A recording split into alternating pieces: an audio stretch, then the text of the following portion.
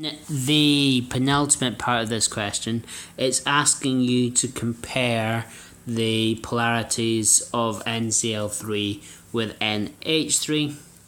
Now, because there's an insufficient difference in electronegativity between nitrogen and chlorine, because they're both quite close together, nitrogen being in group 5, chlorine in group 7, the difference in electronegativity between nitrogen and chlorine is less than 1. So therefore the electrons, okay, they're slightly closer to the chlorine than the nitrogen, but not sufficient enough to make the bond polar.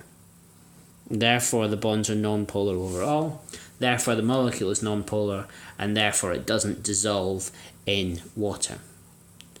Nitrogen and hydrogen, there now is a sufficient difference in electronegativity, so therefore this bond, the nitrogen gets the delta minus, the hydrogen gets the delta plus. This bond and this bond are pointing in opposite directions and therefore cancel, but we've also got this bond which is polar, so therefore the molecule overall is polar. And since like dissolves like, water which is polar will dissolve the ammonia and therefore it is soluble.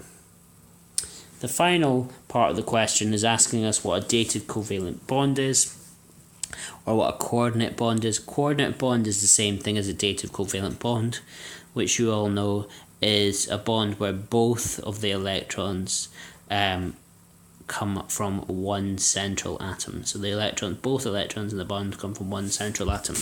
An example might be the ammonium ion, where you've got, instead of a lone pair, you've got both the nitrogen's electrons that were a lone pair bonded or donated to a proton to make your positive ammonium ion.